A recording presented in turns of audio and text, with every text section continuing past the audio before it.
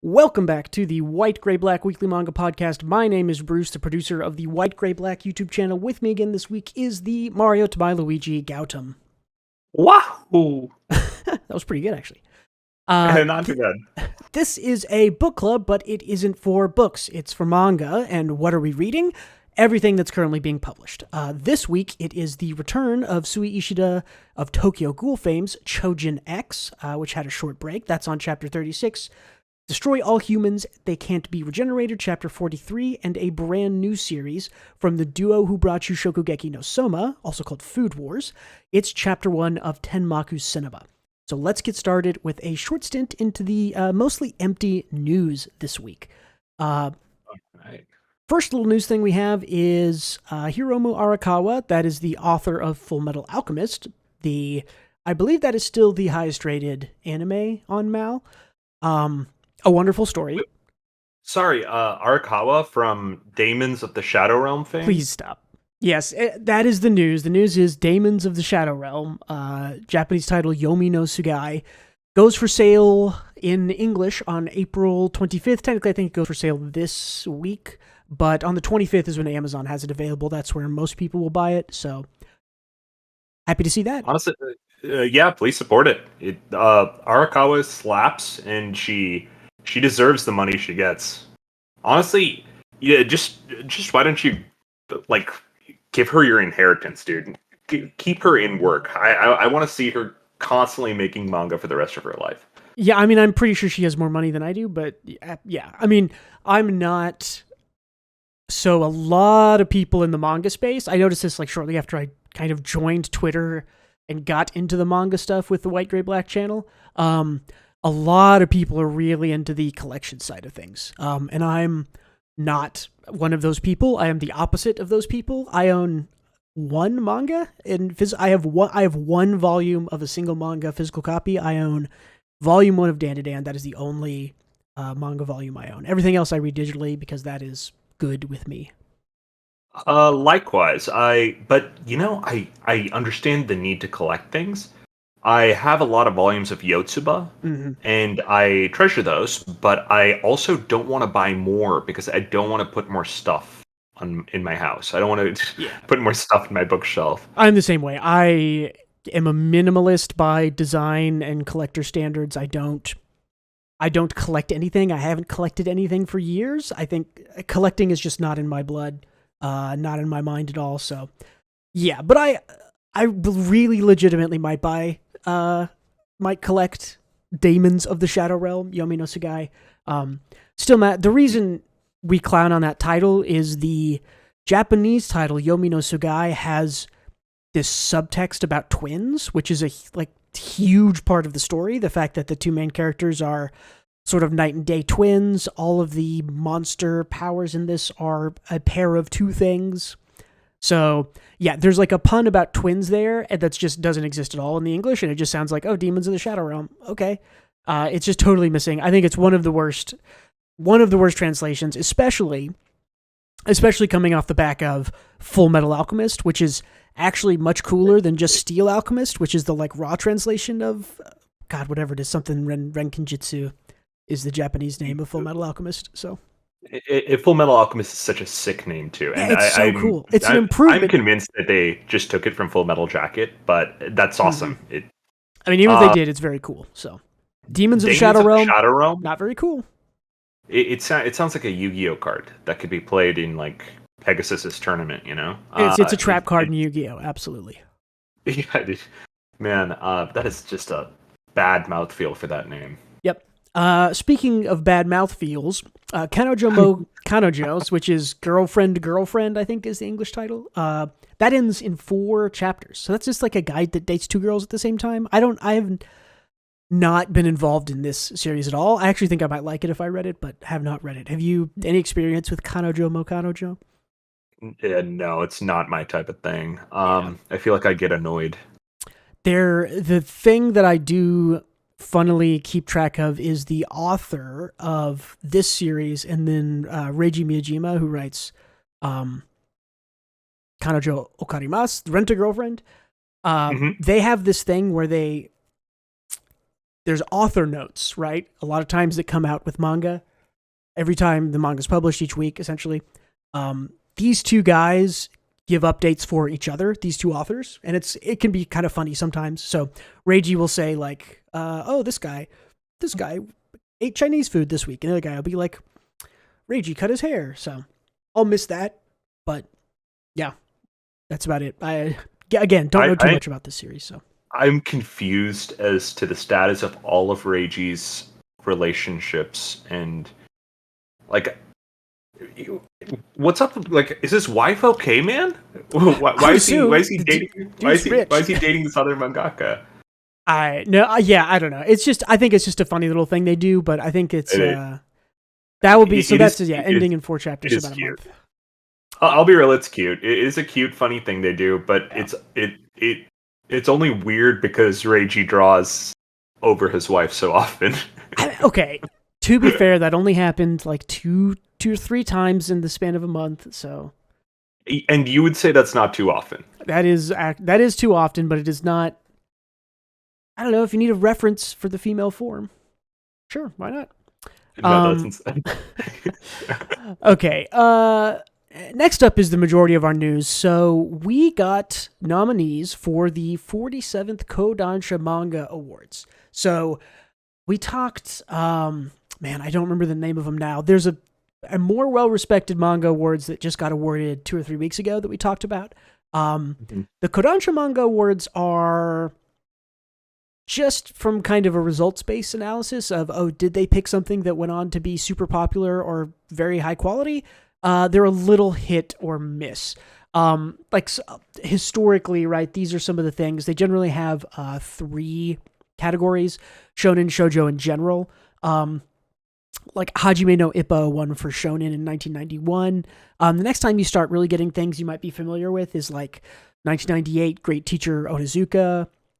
After that, 2001, there's lots of stuff. Love Hina, Fruits Baskets, and 20th Century Boys. Those are 3 names that I think are pretty notable. I know you like Cromartie High School. I think that one in 2002.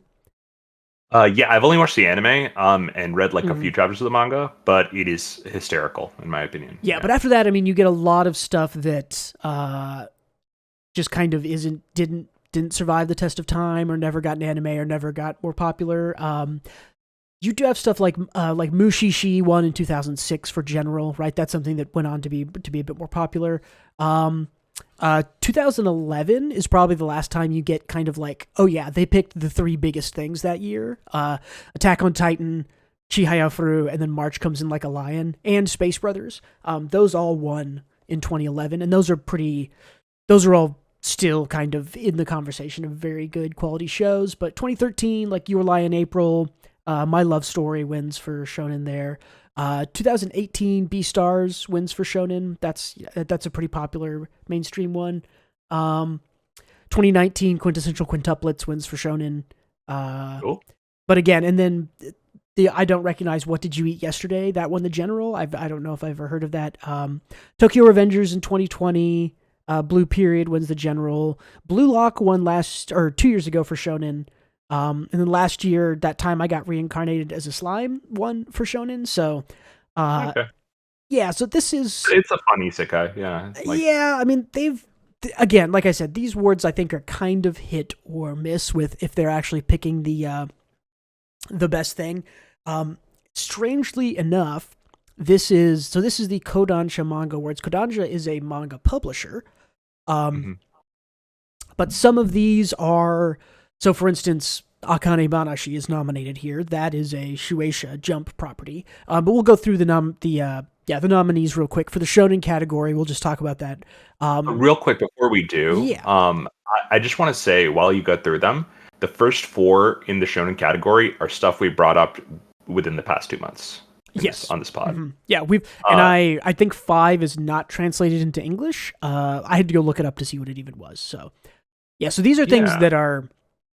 I think this year they're gonna pick something that's pretty relevant or stays pretty relevant. So the first one is Kaoruhana wa Rintosaku, which I think you brought maybe as a bonus thing a couple weeks ago, or maybe as discussion. Yeah, it's that romance one. It had like a poetic name. It's like the silent flower bloom something. Yeah, something, Hana's flower, so it is something flower Rin Tosaku. I don't. Yeah, two names or something. But so we've talked about that one. Gachiakuta, which it's been a couple months since I think I've brought it, but I read that. That's a pretty.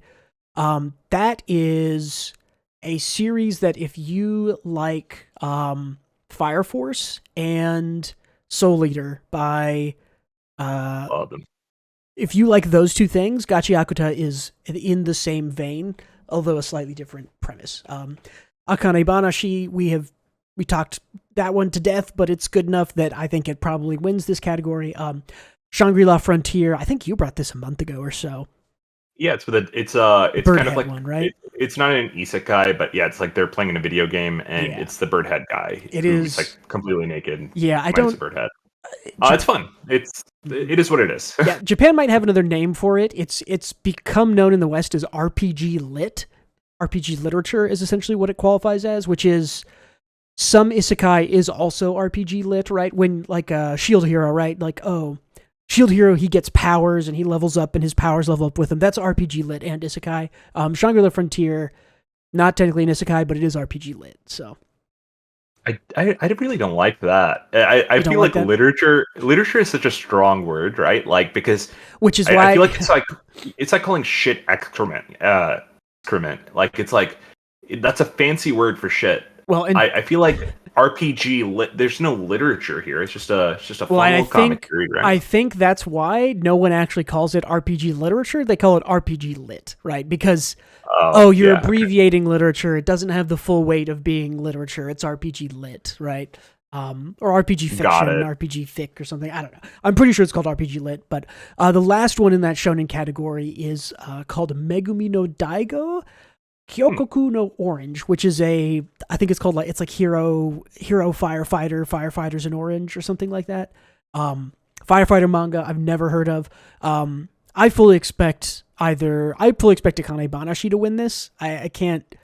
Nothing else in here is nearly as good as that. Yeah, what do you think? I can't speak to Gachiakuta or the one I haven't read, but I think the romance one that I'm not going to try to say is pretty good. It is not as good as Akane. You're right. Nothing is as good as it, but it is stronger than Shangri-La Frontier for sure by a large amount. So. Yeah. I mean, I like Gachiakuta. I think it's really visually interesting. Its storytelling is a little all over the place, not the best. It would be cool for it to win, to get a little bit more notoriety. So, I mean, I think Shangri-La Frontier and Rin Tosaku, they would all do good with the bump. I could not really... I didn't know how they actually choose... Yeah, it doesn't actually say in the wiki how they actually choose the winner, so I think this is probably the publishers or readers voting. Not sure exactly, so who knows. But yeah, that's the shonen category. Let's skip down to the shoujo category. The nominees here are Yubisaki to Renren, which I have heard of. In the Clear Moonlit Dusk, which is called Uruashi no Yoi no Tsuki. My Girlfriend's Child, Ano ko no Kodomo. And then Tamon-kun Imadochi, Tamon-kun's B-side. I don't know why, when I copy-pasted these, some of the English is first and some of the Japanese is first. Who knows? I just have to look some of these up because I don't recognize any of them. I recognize Yubisaki to Renren. I think I've seen that maybe on Twitter a couple times. The others, I do not, I don't really recognize. But, yes, that's the... Yeah. I mean, again, we don't read a whole lot of shoujo. Most of the romance and stuff that we do read is shonen romance, technically. So, or kind of an uncategorized. No idea who's going to win this one. Curious to see. I feel like I say this every week or every other week, but I really do need to try to read more shoujo. But yeah, maybe one of these will win and catch my eye. In the general category, we won't spend too much time on shoujo. In the general category, we have some other pretty big names that a couple of these we have talked about in the past. We have Skip and Loafer. The anime for that just premiered this week. That is one that I see a lot of talk on Twitter about. I've read 3 or 4 chapters of this. It's pretty good. I swapped to Insomniacs, which we're going to talk about later. We also have Medalist, which is something I see a lot a lot of people talking about how good it is. That I believe is about figure skating. We have Manchu Ahen Squad, which I have not heard of. Ono no Sono no Hoshi, that is the I believe that is the one that is the it's the school teacher, what's it called? It's like in the Garden of Girls, I think is its translated title. Oh, I've heard of that. Hoshi of the Girls' Garden. Yeah, the Star of the Girls' Garden. Yeah. I read all the chapters that are translated for that. It's good. There's only a few chapters, like maybe 6 or 7. We have the Darwin Incident, which I think our first unpublished episode we ever did, we talked about Darwin Incident, or maybe the first published one we did. I think we also brought it up a separate time and talked just about the vegan terrorists. Yeah. So that is monkey and human hybrid vegan terrorist story, and you think we're making that up? We're not. It's really good. I haven't seen any newer chapters for it. Maybe they just don't show up on Reddit, but might have to go back and check and see if that's still being translated. It might have been picked up and we're waiting on an official translation, but and the plot twist to your sentence there is that it's really good, because it is really good. By all means, if you hear that synopsis, I don't blame you for thinking that sounds like absolute dog shit, but it is solid. I kind of want more of it, but all the chapters I've read have been exceptionally good. And the last in the general category is a series called Liaison Kodomo no Kokoro Shinryosho, which is child psychiatrist medical manga, is just the note that I have there. I haven't heard of this. General category feels a little bit more open for me. I think Skip to Loafer, Medalist, and Darwin Incident are all ones that I have heard about. I know Ono no Sono no Hoshi, that in the Garden of Girls. That one won some awards, I want to say last year or 2 years ago. So that one's kind of already lauded, and it's a very good series. But really, I think could be any of these. I would say the front runner here is probably Medalist. I think Medalist is having a bit of a surge just from, this is just me paying attention to my own curated Twitter feed. See a lot more Medalist in the last couple of weeks and months over a lot of these other things. Skip and Loafer getting an anime definitely could be, if it's a general voting type thing, maybe that wins. But I'm not sure. Do you have a pick here, Gadam? I can't say I've read enough of these to have a pick. Of the ones I have read, I like the Darwin Incident the best. I thought Skip and Loafer, I read like 2 or 3 chapters, and I thought it was pretty good. It was okay. I thought it was good. It didn't grab me quite as much. I kind of like read 2 or 3 chapters of Skip and Loafer, and then 2 or 3 chapters of Insomniacs After School, which we'll talk about later. And Insomniacs grabbed me way harder than Skip and Loafer did, but I definitely think it's quality. I mean, everything I've seen from people talking about it seems like it's a very good series, and I'll probably go back to it at some point. So, I think it had a lot that worked, but it had like so much that did not. I felt skipping over character development is insane for a character-focused story, and it did that a few times. Yeah, I'll have to go back and see. I do remember it kind of moving pretty quickly. Well, there was one kind of sin here where it was like the main guy and main girl didn't like each other initially, and they got to know each other over like a 1-page montage. I do remember that. Yes, I do. I think remember. And they're best friends, and it was bizarre that you skipped that, because that's kind of the point. That's kind of the point of doing a serialized week by week thing. Yeah. Yeah. That's so, anyways, strange. that's the that'll be the 47th Kodansha Manga Awards. We'll get those results in a couple of weeks here, and probably update once we have the winners. My guess is here, if I were to predict, I think Akane Banashi wins the shonen category. I have no idea who wins shoujo because I am not familiar and I've not actually heard of any of these. And then general, I think Medalist probably wins that one, but yeah, we'll see. I think Skip and Loafer wins general, not because I like it, but I think it has like a lot of, I just hear a lot about it. Like it feels like same. It's a manga artist's favorite manga or something. Like people keep talking about it. I definitely think it has a lot of interesting things that you don't see in every manga.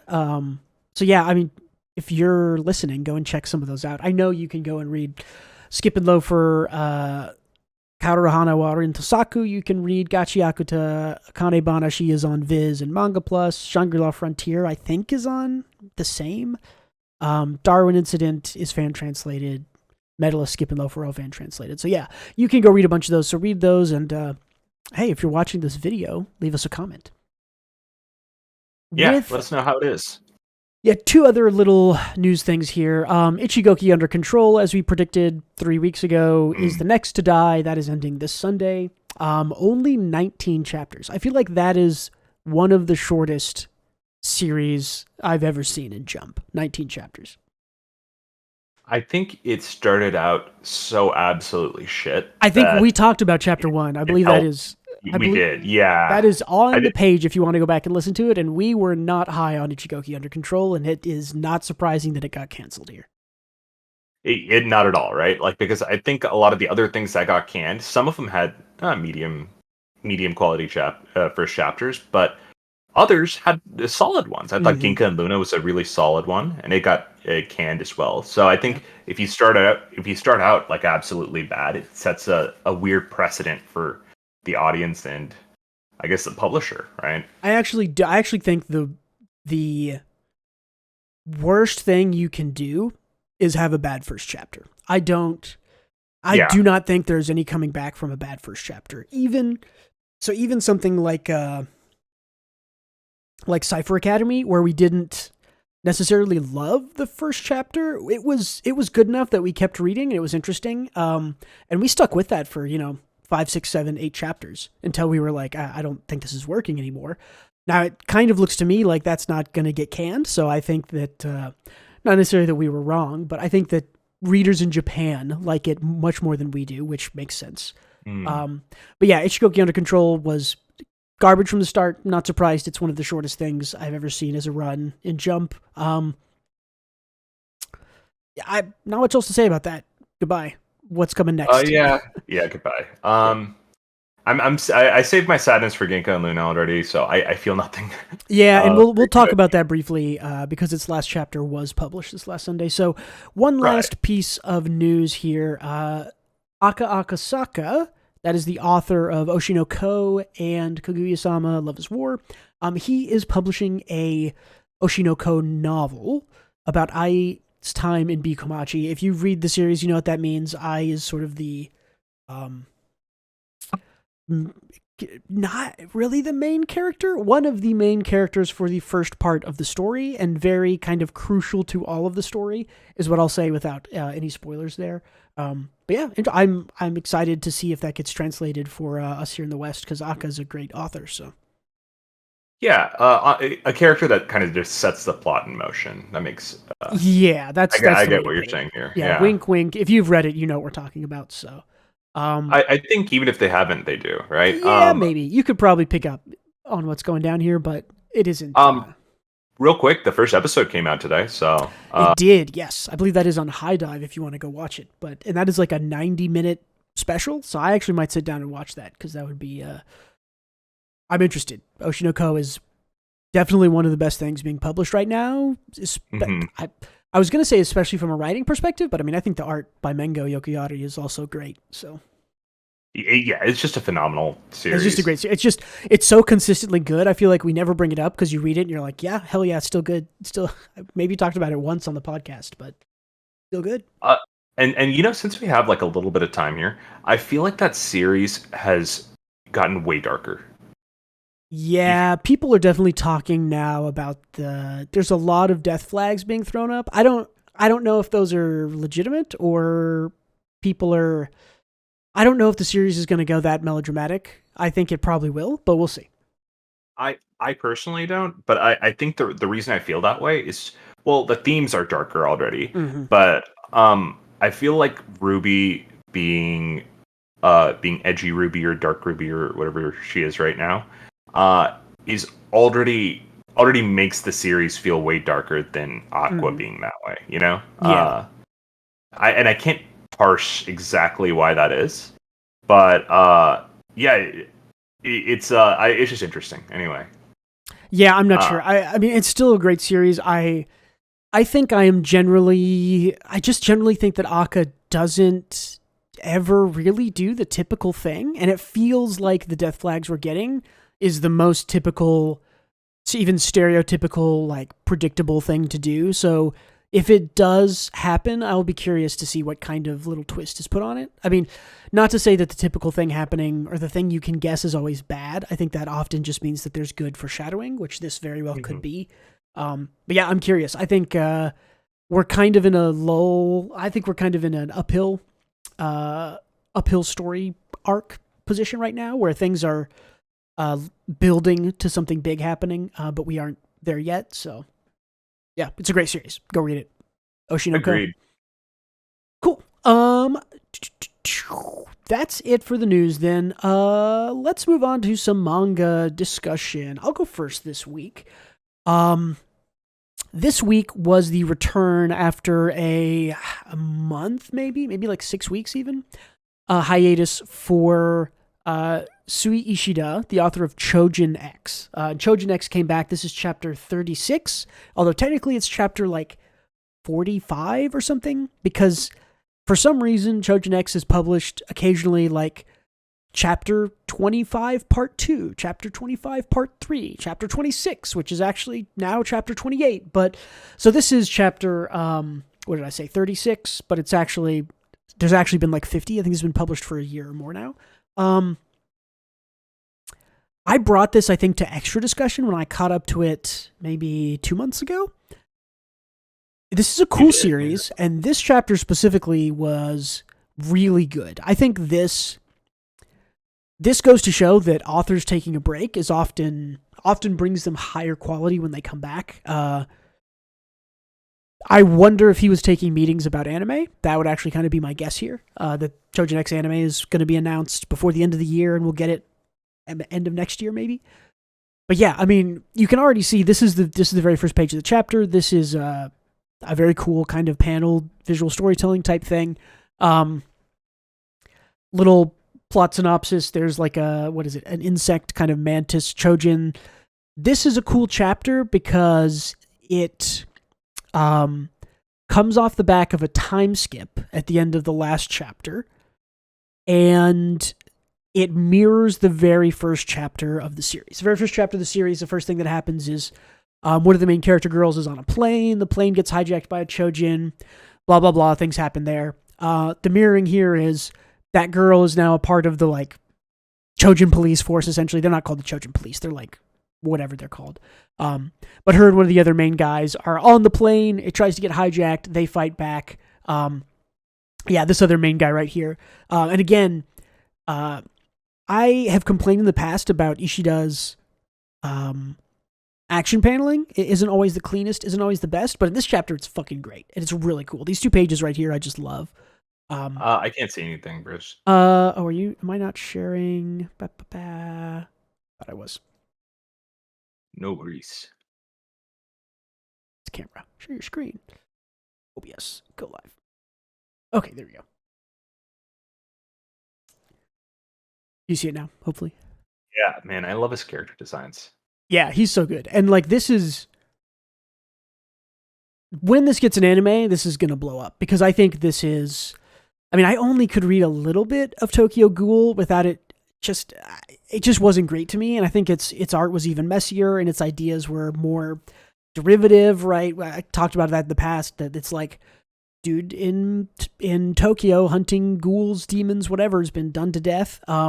This is Choujin X is different enough and new enough, and it's not Tokyo. It's like kind of it's like an alt history 1999 thing. So it's very cool. Setting's very cool. Power's very cool. This guy does some cool shit here. Here's the like bug Choujin doing this. I had to include this page because this shows that. So that's silly looking. Yeah. So minor spoilers for you who hasn't read this, but everybody else, hopefully you're caught up. Although it isn't really like a secret, I guess. The main girl, this black haired girl here. In chapter 1, the guy who hijacks the plane is like a smoke Choujin. She touches him at some point, and then she has smoke powers for the rest of the time, and you think, oh yeah, everyone just kind of figures she has smoke powers, and she practices and trains. It's kind of like a silent twist kind of here. It's revealed that she's essentially her Choujin power is actually stealing other Choujin's powers. It's not the smoke power that she had been training for the whole first 40 chapters or whatever. So she does this cool thing where she steals the bug's exoskelequip, which is a great made up word there. Yeah, that's great. But yeah, just a cool reveal there. Great spreads from Ishida. I just love, and I love that. People have seen awesome. people seen a lot of the Tokyo Ghoul spreads are great. But yeah, I mean the art is just awesome in this chapter. Yeah, and then at the end of the chapter you get the reveal of the main character coming back, who's this fucking dweeb right here, who I love. I thought the MC was a little kid. Is this like a time skip? It is a time skip, but it's from it's like a year or maybe like 9 months total or something. I mean, he was like 14, I think, 14 or 15. Oh, God. I think he was. I don't remember if he was like freshman high school, which would put him at like 15, or if he was a senior middle school, third year middle school, whatever they call him in Japan. He was one or the other. Actually, I think he was. No, he would have started high school, so I think he was 15. So maybe he's like 16 now. But yeah, I'm really interested to see something that coming back after a time skip and not dropping your main character until a little bit into the story is exciting because it's like, oh, okay, we've seen how the other two MCs have grown, kind of fighting off the plane hijacking and using their powers under more control. They've been doing more training. But this guy, the main character who's the vulture, Choujin, he went off on his own to train. He has not been with the others who have been training. And he showed in the previous one, you can see he is using his feathers for attacks and that's stuff that he didn't do before. So yeah, I mean, it's just one of those, it's like a hype moment that the next chapter is going to be cool. Anyways,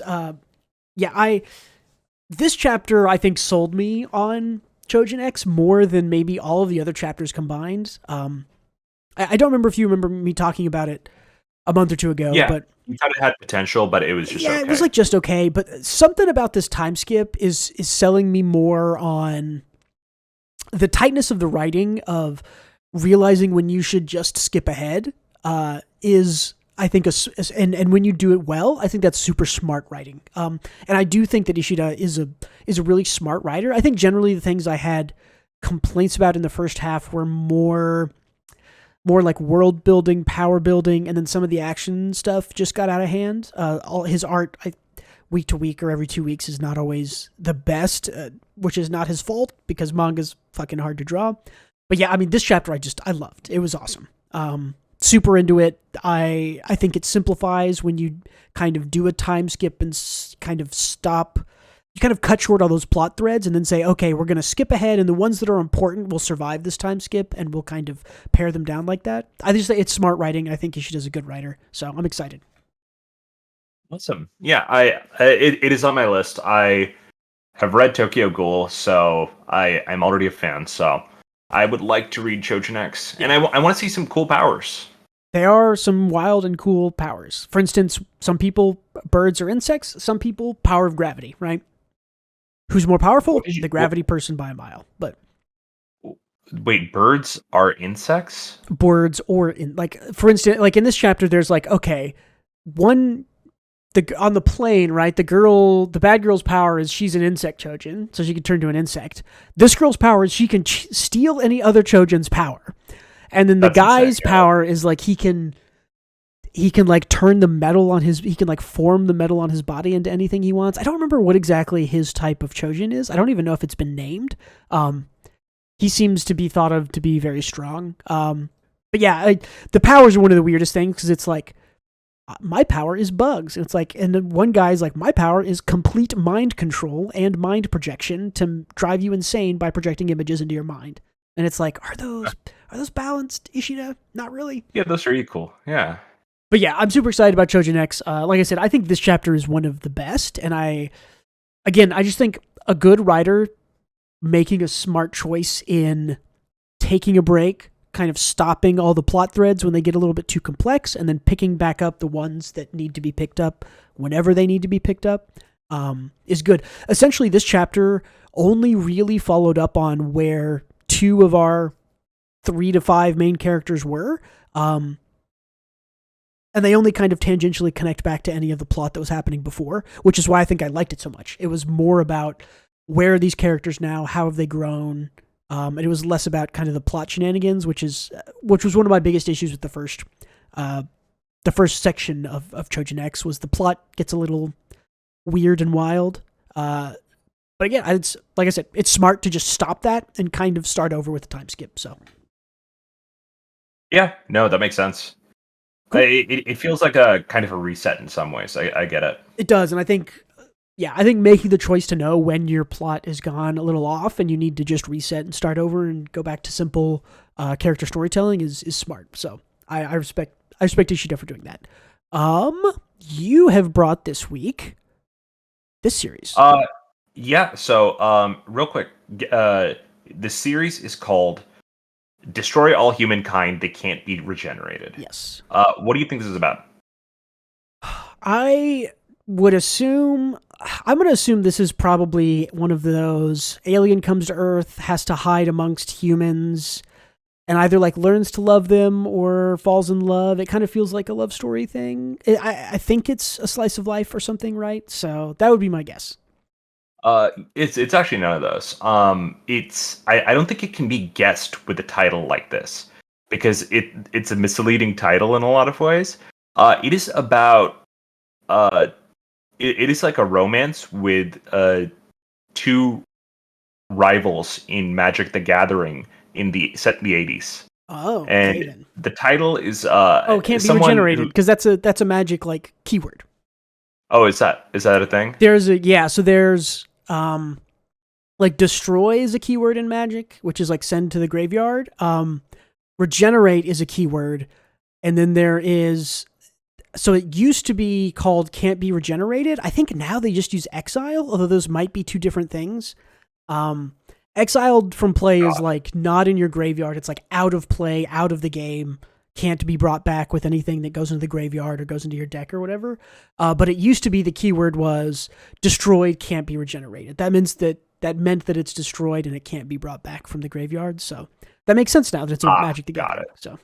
And yeah, it's set in the 80s, so if maybe it's the terminology was still around back then. It definitely would have been, yeah, because Magic started in the 80s, so those early cards can't be regenerated would have been, I would have thought maybe more early 90s, but yeah, 80s, 90s, so.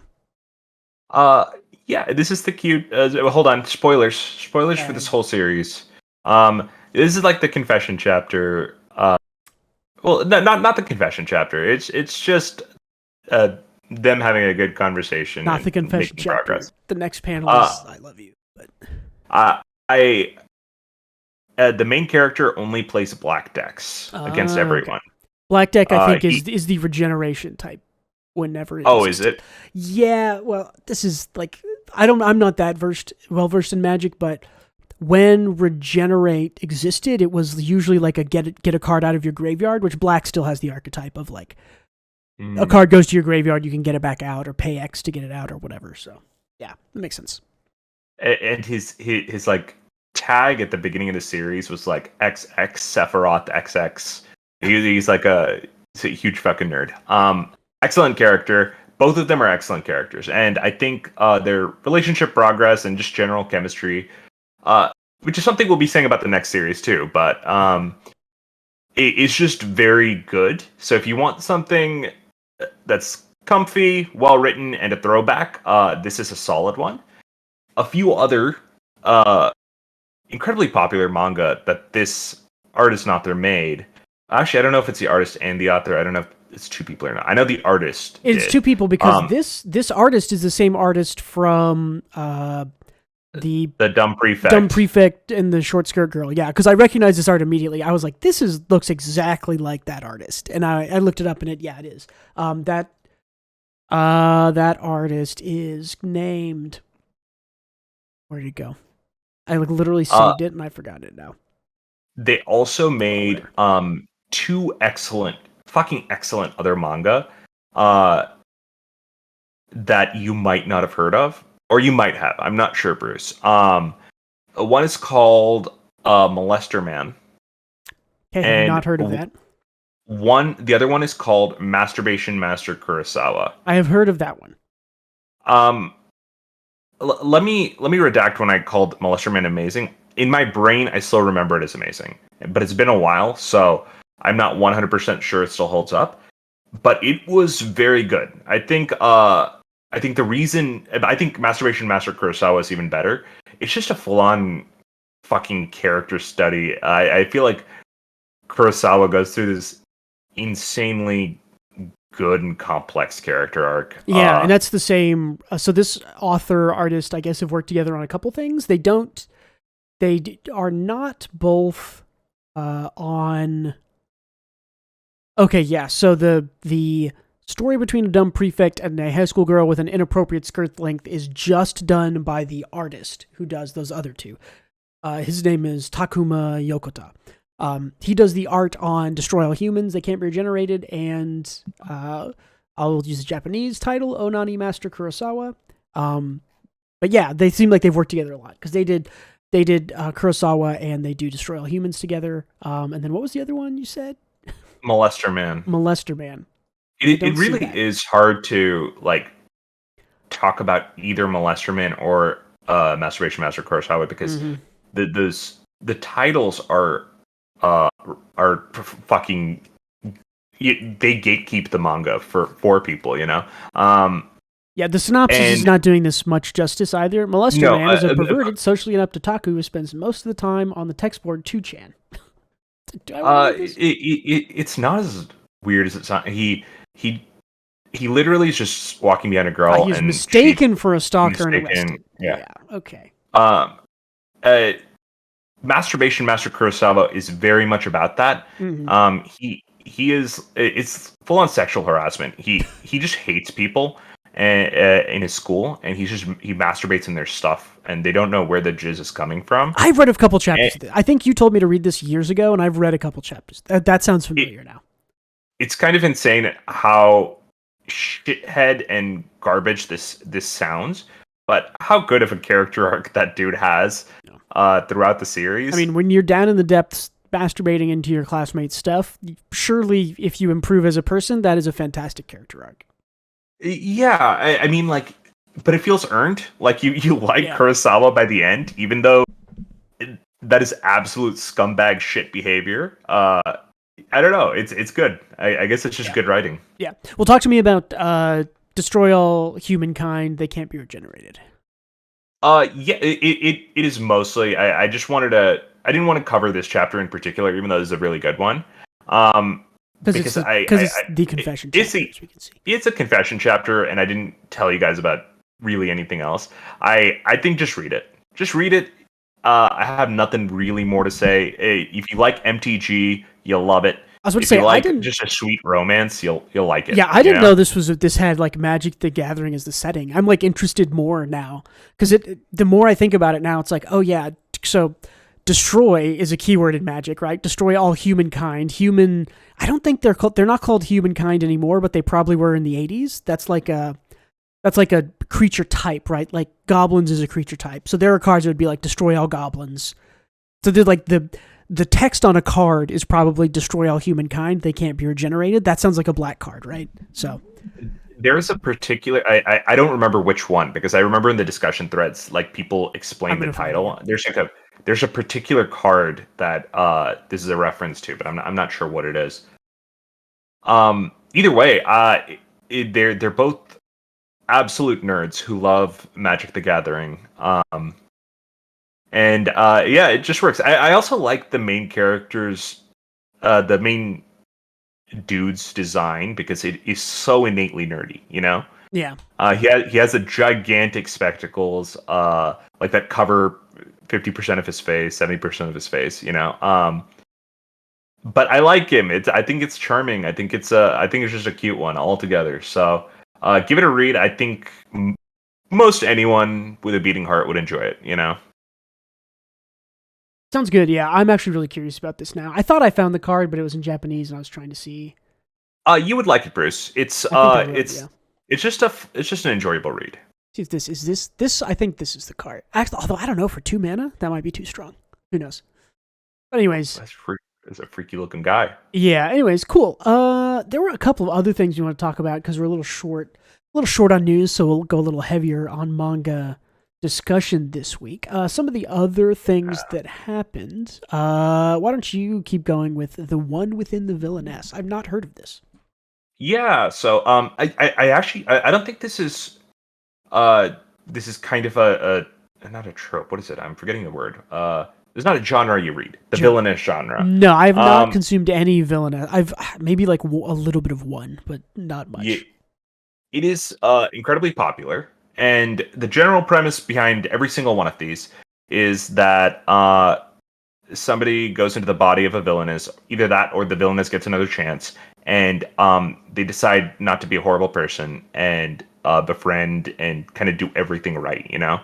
Um, and it's just girl bossing the Mm-hmm. manga genre, and I love it personally. It's like a guilty pleasure of mine. I really like most of these, but I think this one stands above so many of them because it is incredibly unique in the way that the villainous gets taken over by like a human from Earth. Right after they die, they get respawned in the villainous, and the human from Earth, like the person who takes her over, is incredibly empathetic and kind, just like everyone in these kinds of stories, and does a lot of things right, treats people very nicely, and like cares a lot about the villainess. And the villain is like she's in this kind of you know Get Out when he falls into the like the void and he's like watching what's happening through like a TV Oh, he like screen. pulls back into his mind or whatever. Yeah, yeah, yeah. Those are what the panels look like.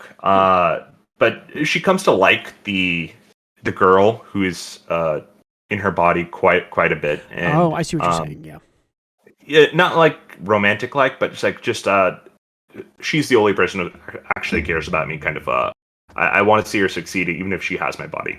Kind of a Yeah, thing. gotcha. I didn't. That's an interesting twist to say that like yes, she was Well, reborn in the world into a girl's body, but the other girl is still there. So yeah. so it goes a little further with the twist. There is a moment where she's still made out to be the villainess, regardless of like all the good things she's done and everything she's changed. And the girl goes into such a depression that she like just like she isn't in control of the body anymore, and the Hmm. villainess comes back. Oh, interesting. And the basically the onus of the manga is that the villainess is still an evil person, but loves her pal that's in slumber so much that she wants to make the world an ideal place for her. So Mm. she manipulates, schemes, and connives to do everything good. But unlike the how the protagonist was doing it, you know, initially, the first Right, girl, right. who was just doing it in a straightforward way, she's pulling every single string and manipulating every single person in order to make a good, happy, peaceful world for her bud when she comes back and takes over her body. Hoping Interesting. she does, you know, at that point. And Interesting. it's Yeah. short. The light novel's over. The manga is 11 chapters in, and likely probably only has like 5 or 6 left. Okay. Cool. Uh, it is very good.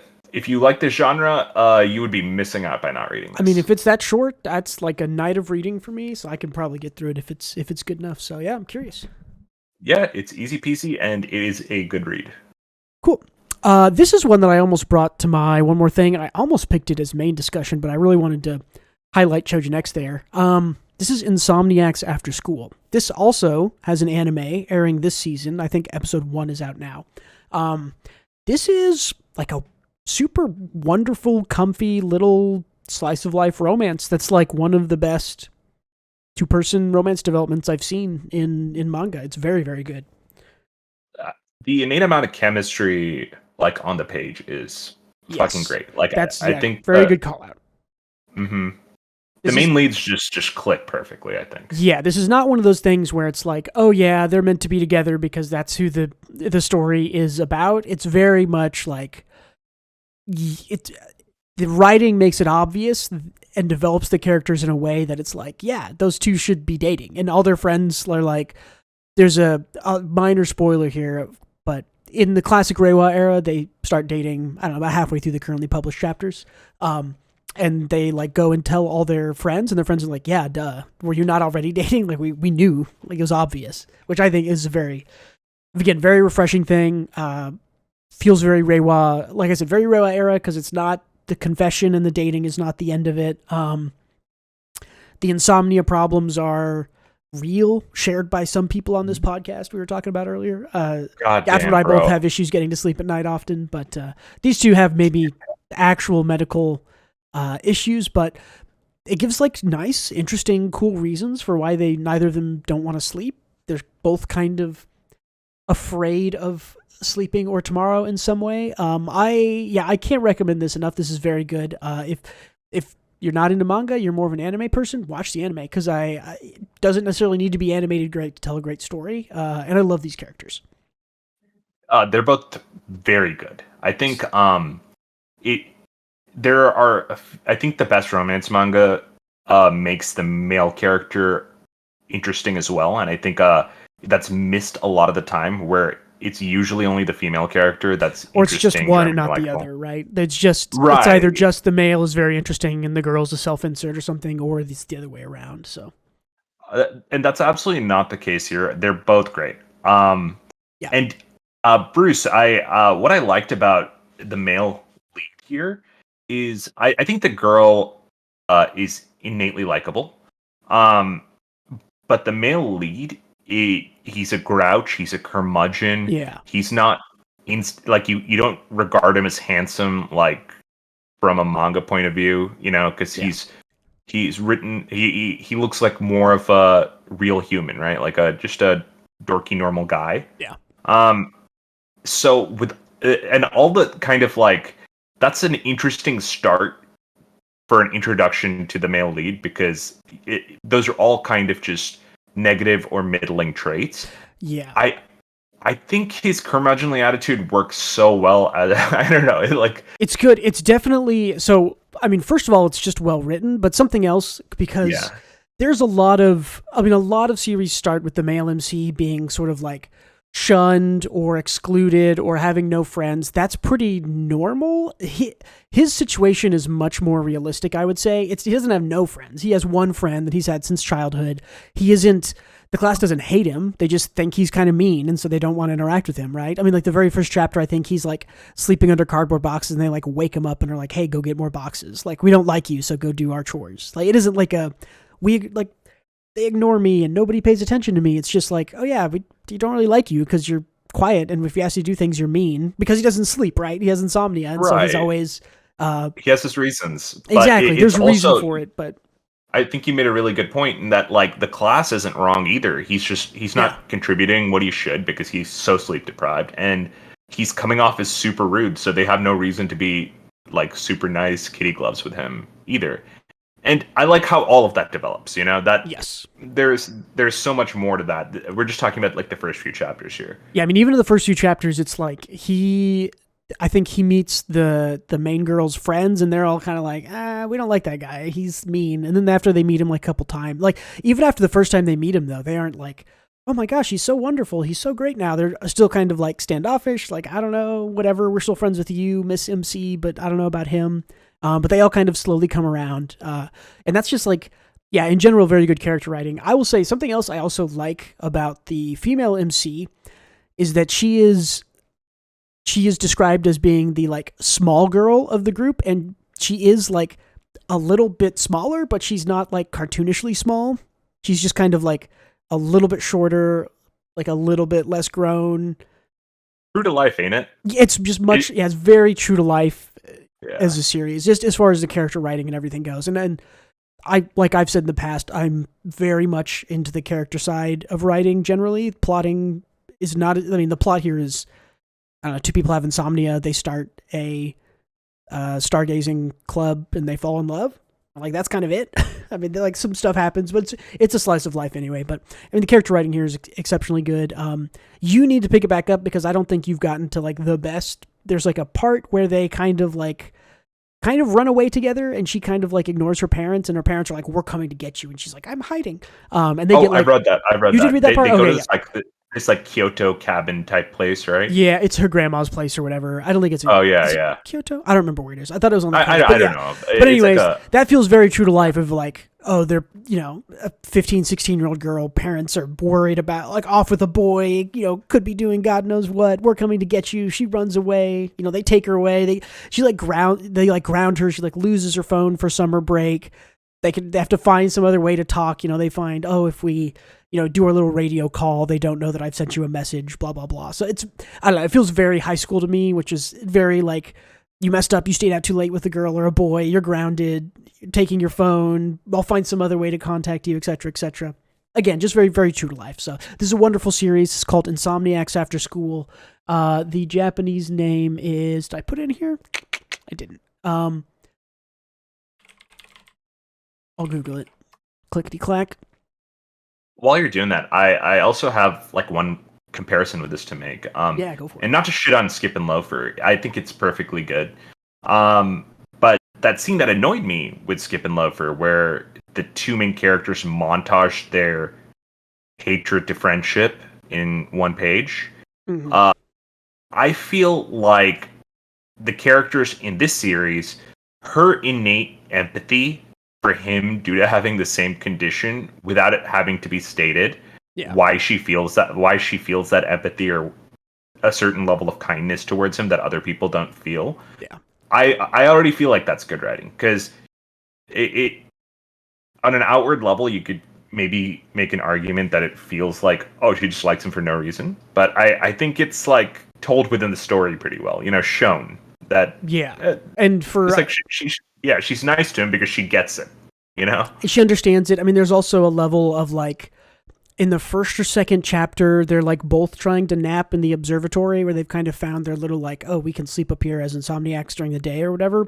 And they end up like cuddling up next to each other and getting the best sleep of their lives when they like slept together. And it's like, okay, well, that is like a, it's a Friends episode that happened. I mean, Friends episode is not the exact angle I was going for, but like having a positive physical reinforcement like that when you're with someone is incredibly strong, right? For love and character development and all those things. And so sort of having that early and then establishing kind of like, oh, and I'm kind of wondering all through the first half of the story, I'm like, why do these two not just literally like sleep together? Not sleep together, but like literally sleep next to each other, because they slept really well the like 2 times in the first 10 chapters they did it. And they aren't like, why they aren't like clamoring for the other person to be like, I can literally only sleep if you are cuddled up next to me. Please sleep with me more. Like it's makes very sense that they're both kind of desperate. The kids, right?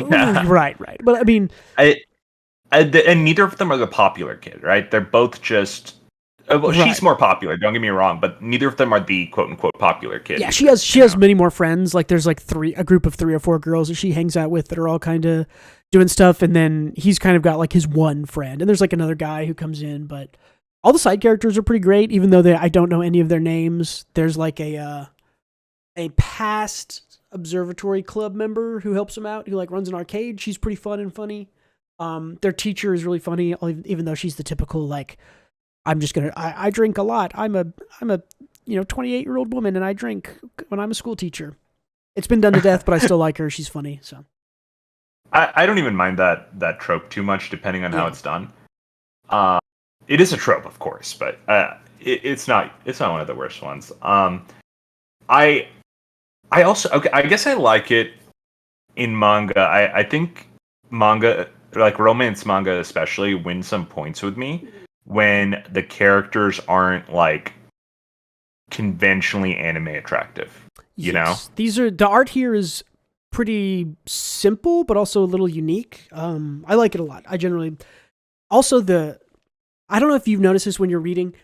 It feels like the author is just drawing this manga because it just wants to draw this cute girl in interesting locations, because like eventually the story turns into a lot of like on location photo shooting stuff. Like photography is a big kind of key to it. And the characters just like look straight at the reader, the camera, whatever you want to call it. And there's like every couple of chapters, it's just like cute girl looking right at you in an exotic place. That's kind of like, that's the spread, right? And then you go a couple more chapters and it happens again. It feels very sort of key to the series that there's this like, oh, cute girl in a funny, in a cute position, under the stars or in a lake or whatever, barefoot, whatever you want to say. So. And yeah, it works from like, I don't know, an angling level. It appeals to the audience, but it also like represents the guy looking back, you know. Yeah, it's I like love real the time. pictures the guy is So, taking is what you're seeing. So, I mean, yeah, it's just another way to sort of like bring you into the story. So, yeah. So I'm glad you read it. You are caught up, right? I read, yeah, because I think 4 or 5 days ago they released the latest volume, so it was like 9 or 10 chapters at once. So yeah, I'm caught up with that.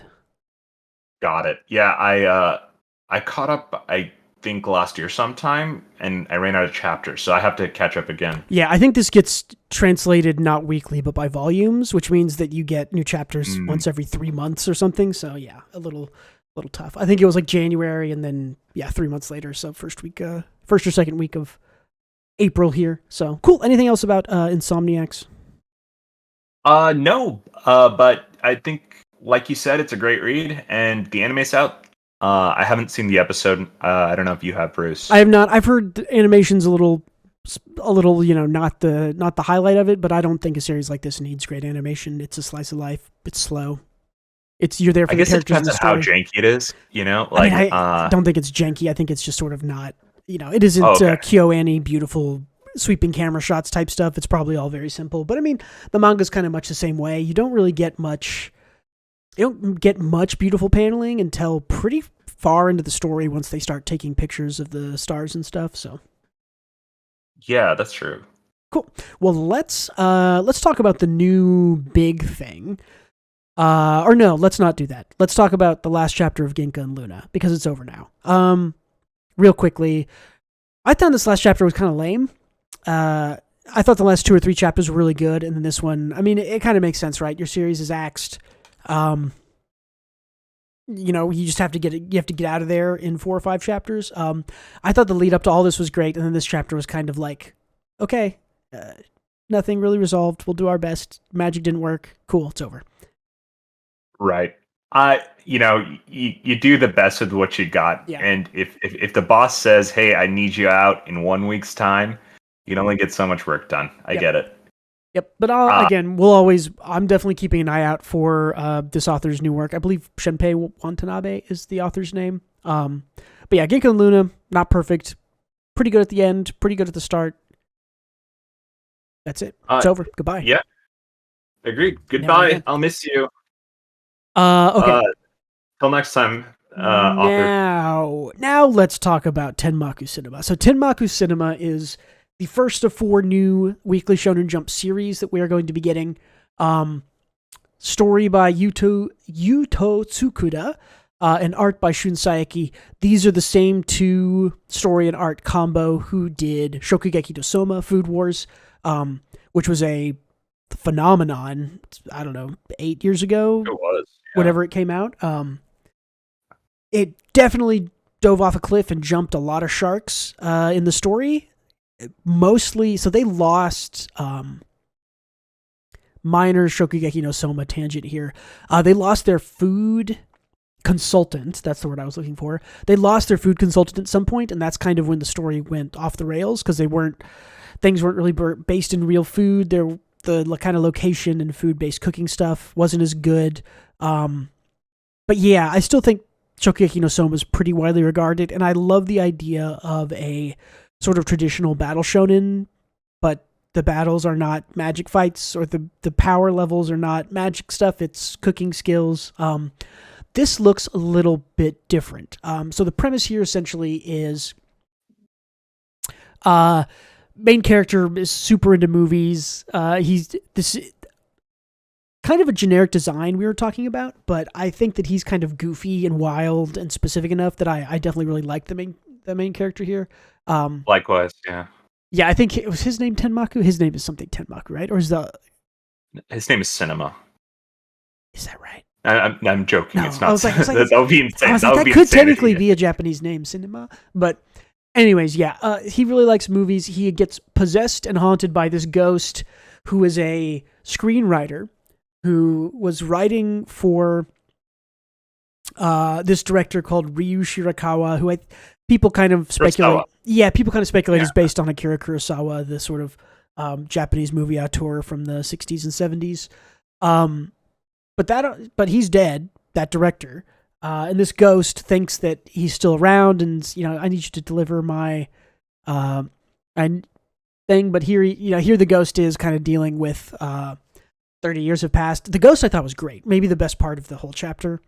Super interesting, but the whole plot ends up with you're gonna ghostwrite my movie. We're gonna get this beautiful girl at your school who's a famous actress, because of course she is, to act in it. And then by the end of the again, Shun Saiki, the artist here, just gorgeous. What a phenomenal, such a good artist. Here. I mean, yeah, just great. I just stare at this page. If you're listening to us, both fucking characters look so good. Yeah, so good, super unique. The paneling is great. Yeah, Shun Saiki's really good when he does it. Also, I thought it was really funny. Like, not like really funny, but like, funny enough to where I liked the humor in it, which I think is similar to Shokugeki no Soma, where it's like, yeah, Shokugeki no Soma was pretty funny. Like, for a weekly shonen, like, most of them are not that funny, right? Like, One Piece is kind of funny. Like, My Hero is not funny. Like, nothing else is really that, like, unless it's a comedy-focused thing. Like, Witch Watch, I think, is funny now. This one seems like it's going to have a good sense of humor, which I think is evident from the past work in Food Wars, so... I just want to give a shout-out to the GOAT that was running at that time for comedy, Gintama. It won't get better than that, fellas, so... just live the... Go read Gintama, shit. But yeah, either way, did you find this to be way less horny than you initially thought? I was going to bring that up, so thank you for transitioning. Yeah. Yes, I think we talked about it 2 weeks ago, or maybe last week, when we discussed our kind of guesses and thoughts on these upcoming series. I was fully expecting this to have an ecchi tag. I actually don't.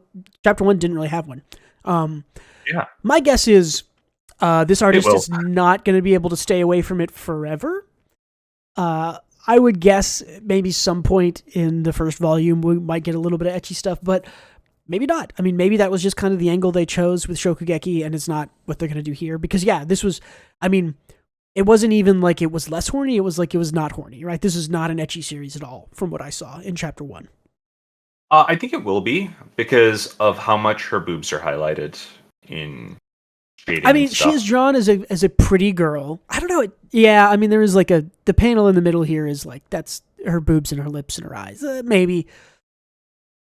But I get like the intent, right? It's to show her as a school Madonna. Yeah, she's beautiful. She's a movie star at 16, 17, whatever it is. So yeah. But I also think it'll be ecchi for those reasons. Yeah, again, that's kind of, it's definitely interesting.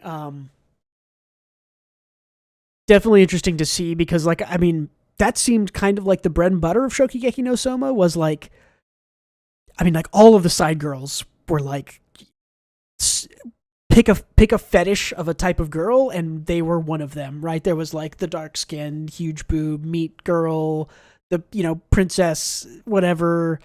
I don't know. I mean, Shokugeki was like, that was like an ecchi first series for sure. So. Oh yeah. I mean, like, people had foodgasms every episode, and their clothes exploded off. That was like, yeah, that was very key to it. I'll be curious. I do think we'll have to see what the script that this guy wrote was. Maybe the script is like, I don't know. The script could be very ecchi, and there could be tension here, because the MC is, the girl comes to the end and is like, yes, I will be in your movie, and calls him like Mr. Director. And so clearly the what am I thinking? Like, plot stress, dynamic. I can't think of the word. The interesting thing here is that the guy is not a director. He just loves movies. So him learning how to be a director is going to be the kind of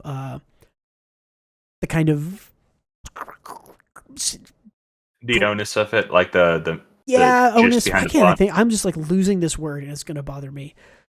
I don't know. Yeah.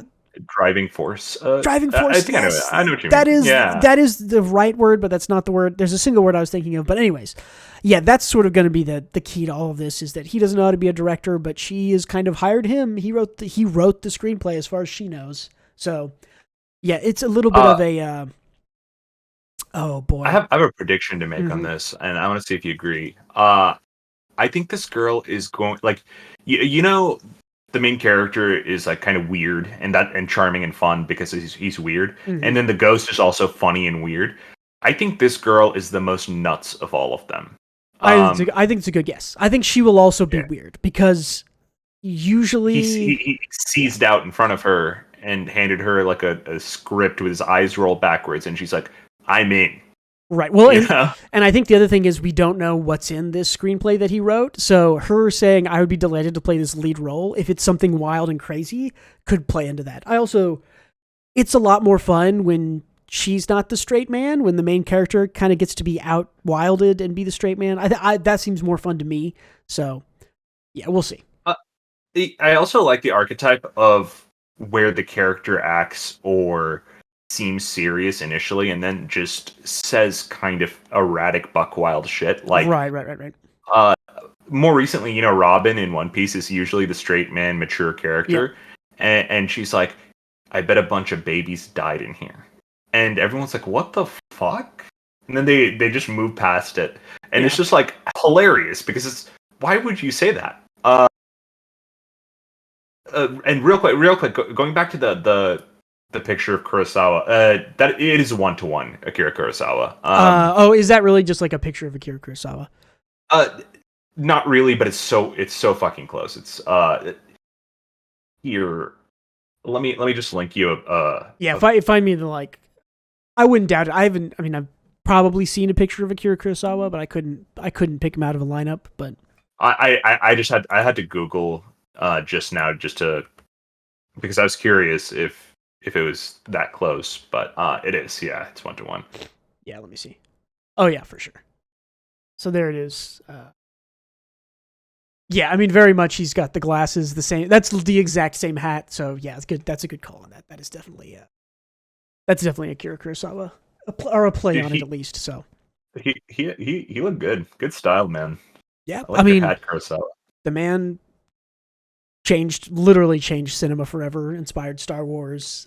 Inspired lots of cool modern takes on cinema. So yeah, absolutely. I mean, I like this. I'm definitely going to keep reading this. Me too. Just judging on how consistently good Shokugeki no Soma was, not through the whole run, but through the first, 150 chapters, maybe 180 before it kind of started taking a dip. Like, Shokugeki no Soma was really consistently good. So my guess is this is going to be pretty good at the start also.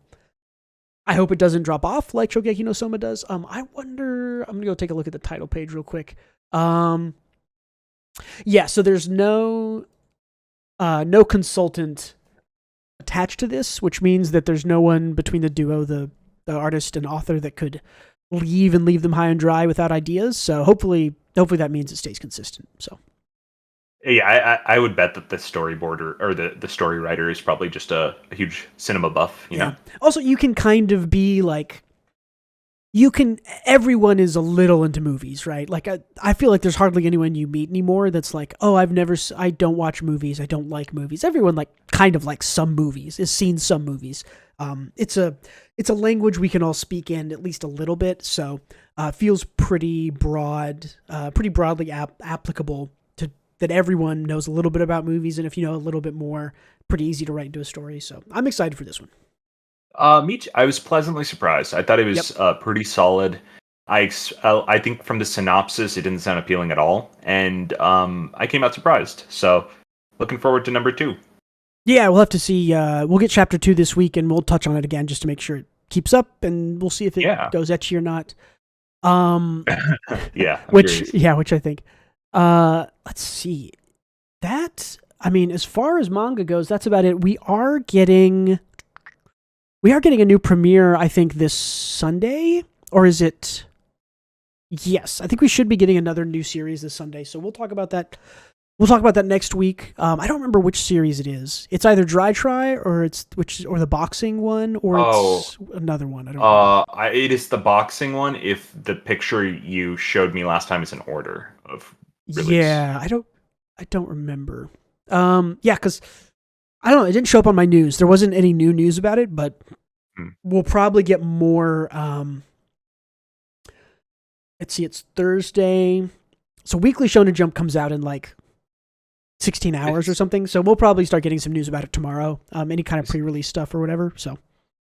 Oh wait, it's Wednesday, right? Oh, it's Wednesday. Okay. It is Wednesday, which means that I am it so is. Well, it's sleep deprived Thursday. that I almost thought it It's was Thursday morning. It's Thursday morning in Japan. It's like noon, I think, Thursday in Japan. So Friday is when Weekly Shonen Jump drops. So in Japan, we get it Sunday. So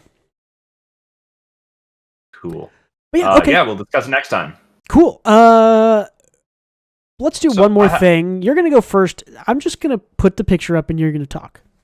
So what do you think of this guy here, Bruce? I know we set the plane in motion just a second ago, but what do you think of this dude? I mean, I've looked at your notes, so I mean, this is a very I don't intense, have any notes. This is a very intense looking gorilla on screen. You're looking at sort of a I mean, I would call him a gorilla posing like a dreamboat who is looks a little dreamy himself, I would say.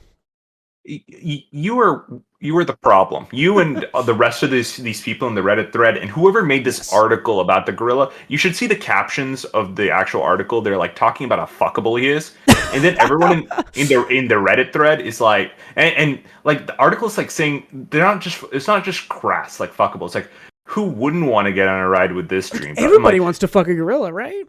I guess that's what I learned. Then I looked at the Reddit thread. I'm like, wow, people have to be talking about how insane that article was to read.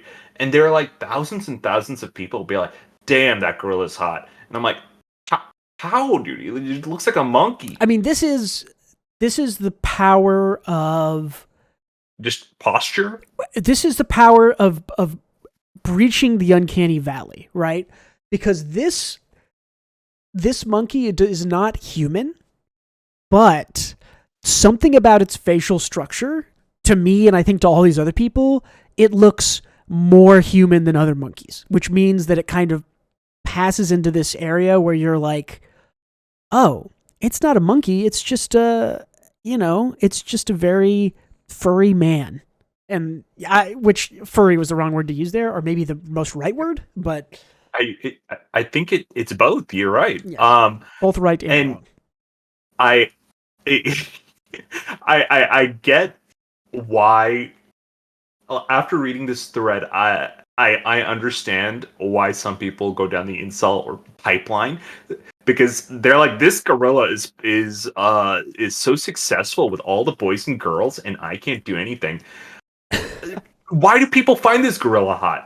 I don't know. Don't go down the incel pipeline. I'm not empathizing with them, but I'm saying people should not find this gorilla hot. And if they're pissed about that, well, they're pissed about everything. I don't care. Again, I think it has to do. I mean, if you're looking at this picture, right, it's like that's a supermodel pose. Like that's a pose you would see in GQ, like a guy with his shirt off or like a really wispy shirt advertising for fashion or cologne. Like that's what that pose is, right? He's looking past the camera, his arms up. He's posing like a supermodel. And I mean, like he's also posing like a supermodel here. And he has, I don't know. See, I think because they're in Japan, they're obviously very well cared for. It's a very well coiffed gorilla, I guess. Can I say that? I can say it's a very well coiffed gorilla.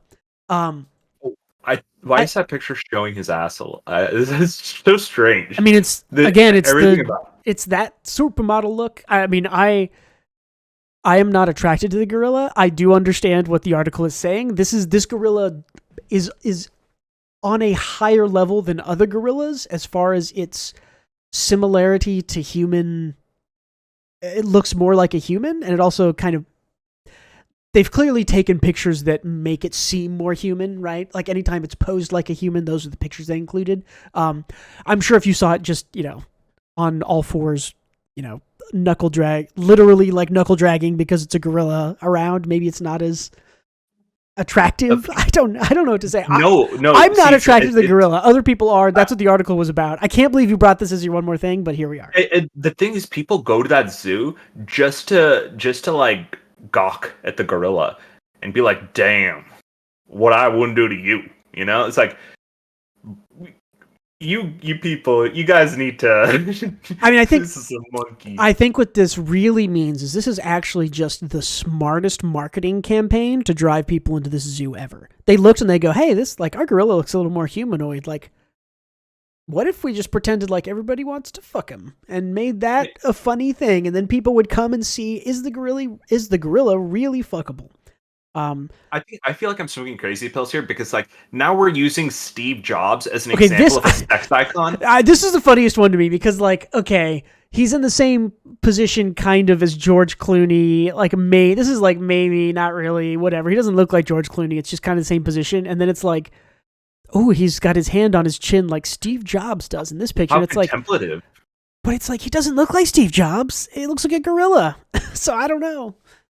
He's probably pulling a mite out of his hair to eat. You know, he's a gorilla man. Yeah. Anyway, this was just me putting everyone who finds this gorilla on blast, including you, Bruce. I understand because the gorilla. See, I'm calling him a human. The gorilla looks more humanid.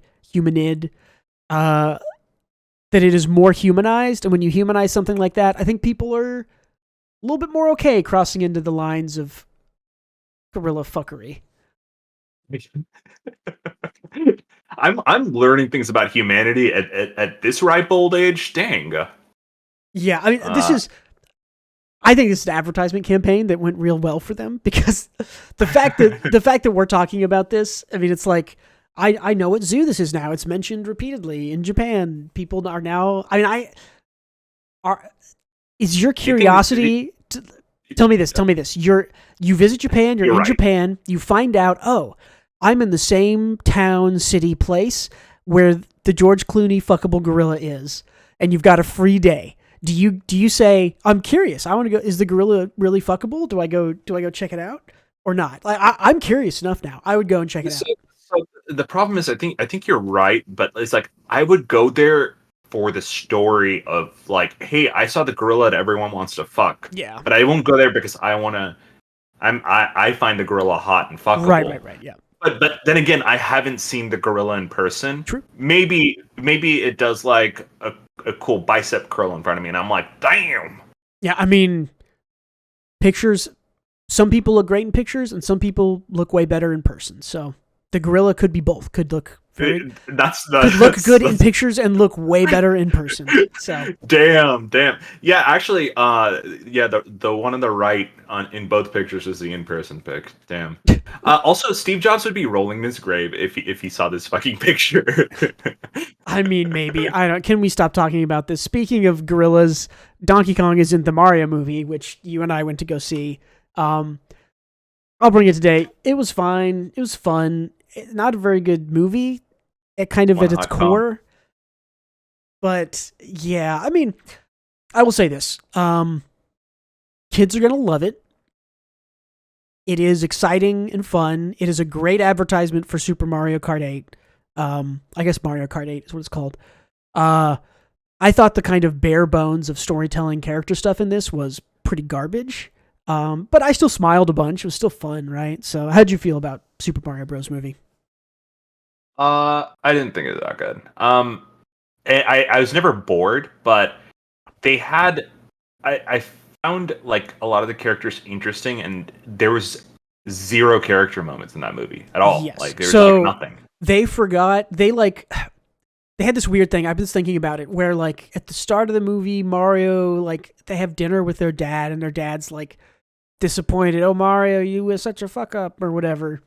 And they sort of like introduce like, oh, okay, this is his character like moment of where his character is now. And then at the very end, you get his dad coming up and being like, I'm so proud of you. You saved Brooklyn.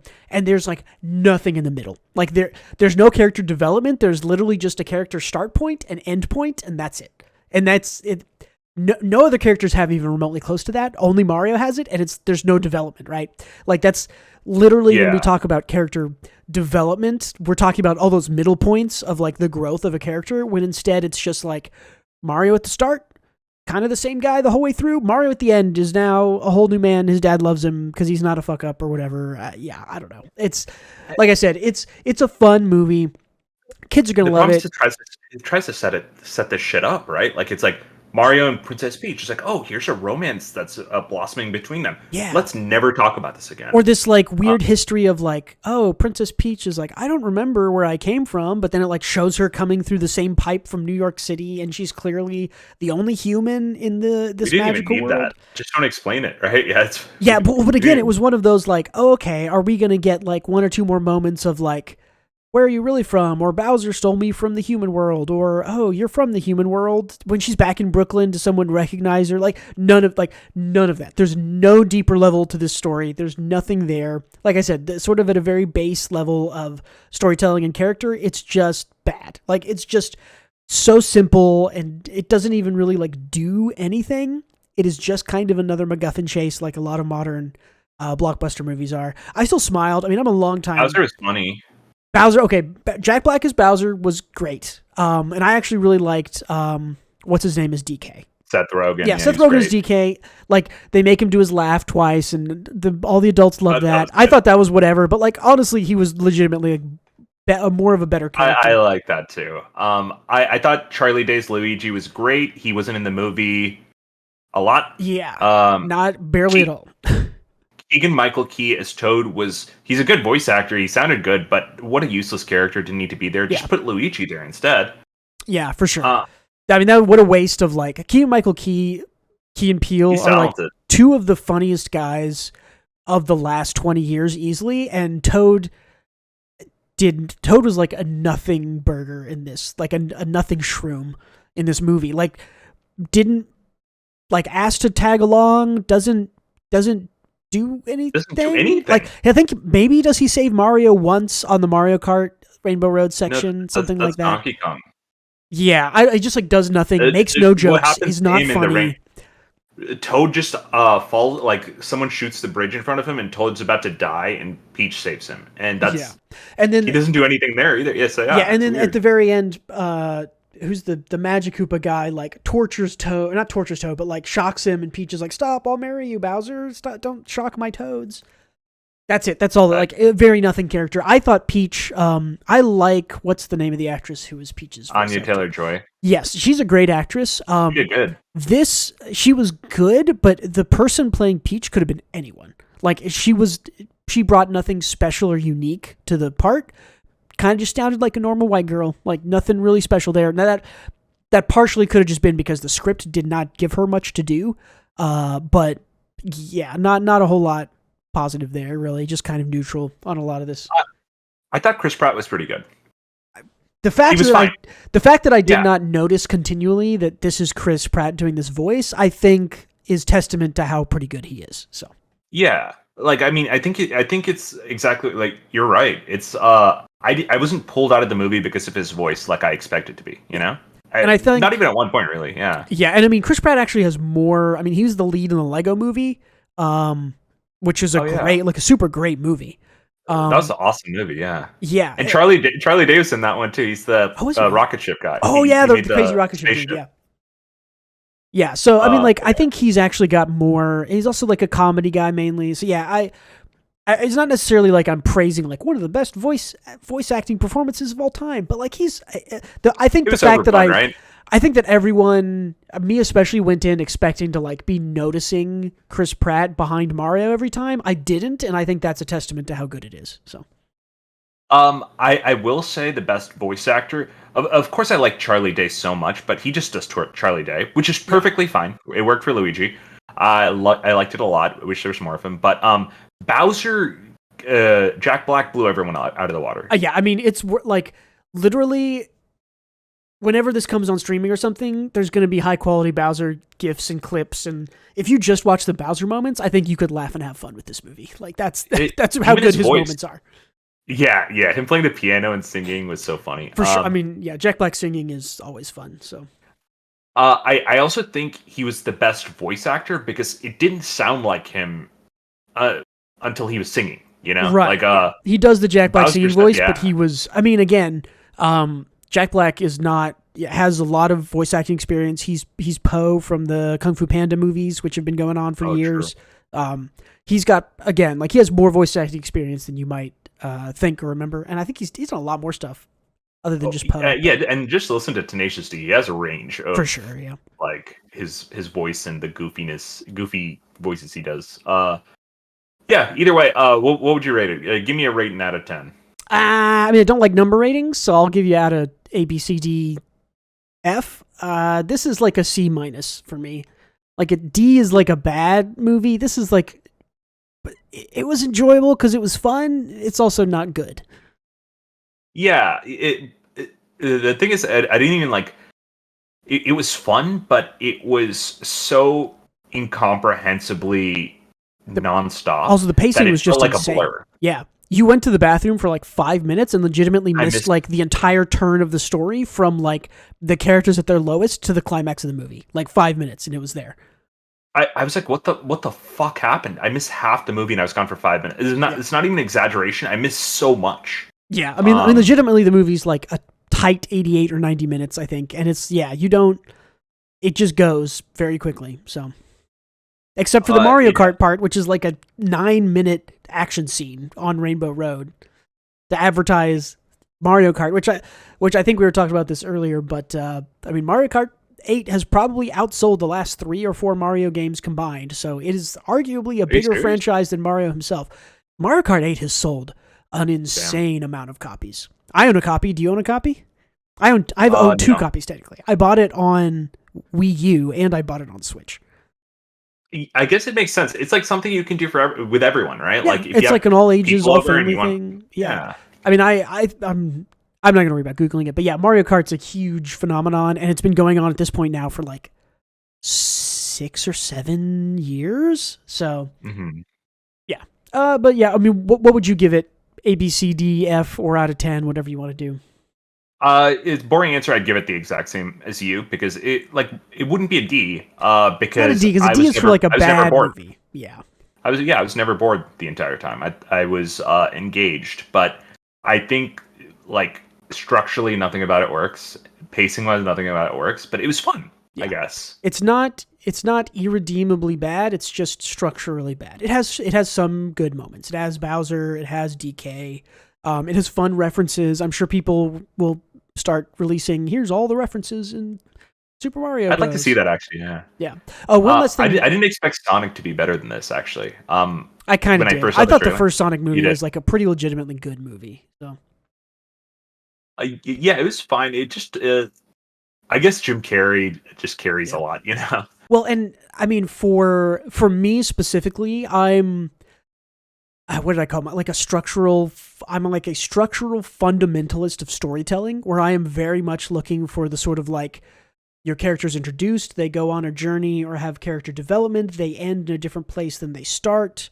The climax of the plot lines up with the climax of the character arc, right? These are like structural things that I am not necessarily non-negotiable on, but like having those things in your story matters more to me. Like if you don't have them at all, like Mario doesn't, or if you try and fail at them, that matters a lot to me. And the fact that Sonic, especially the first one, like has all of that going for it. It has character introduction. It has real character development. The plot climax lines up with the character climax of Sonic. Like all of the fact that all of that lines up means like, yeah, Sonic is a legitimately pretty good movie. It's much less. What was that? The writers were also funnier in Sonic. Like that's true. I mean, as good as Jack Black is, like Jim Carrey is hard to beat, man. Like Jack Black is a funny guy. Jim Carrey is an incredibly funny dude, and Jim Carrey has a bigger part in Sonic than Jack Black had in this movie. So, he has a huge part in Sonic, and Jim Carrey's physical comedy is on another level than like most comedic actors, so it just added, you know. Yeah, well, and I mean Jack Black also is an incredible physical comedian, but when you're voice acting, you don't really get all of that. So, man, he did do a good job, regardless, though. But yeah, either way, I agree with your rating. It's a C-. Yeah. Not the worst movie. A lot of fun. Kids are gonna love it more. It's whatever. I mean, that's it for this week, I think, right? Anything else you wanted to leave us with before we quit the show here? Not quit the show. End the. It's gone forever. No, I'm good. Cool. Thank you everyone for being with us. Thank you for listening or watching. Don't forget, if you are listening, you can watch us on the WGB Weekly Podcast channel. If you're watching us there, thank you. Don't be sure to like, subscribe. All that positive reinforcement is the best thing you can do for us right now. If you want to listen to us, we're on the regular podcasting things. We're on Apple Music and Spotify. RSS feed if you want to download it. If you really want to help us out, head on over to Patreon at patreon.com/WGBmanga. You can give us $1 a month, and we would really appreciate it. The best thing you can do right now is tell people about the podcast, listen to it all the way through, give it a like, thumbs up, follow the channels, WGB Manga and White Gray Black. Those are the two channels. We have bonus episodes up on the Patreon if you like hearing us talk. So those one or two up there. Check me out on Twitter at WGB Manga. As always, thank you so much for being with us. Longy Bowser. What? Isn't that what he says? Longy Bowser when he throws. I mean, he's around. Yes. You're trying to say that so long gay Bowser, but you don't want to say it. So you got to commit. Is that what it is? So long gay Bowser? I mean, that's what people joke about it being. He's really just saying like so long, but long has an Italian long, like where you add an extra kind of vowel effect at the end. Charles Martinet. But years later, the internet joke is that he's saying "so long, gay Bowser" because you get that extra "so long, gay Bowser." So long, gay Bowser. Anyways, don't forget to read more manga. Goodbye, everybody.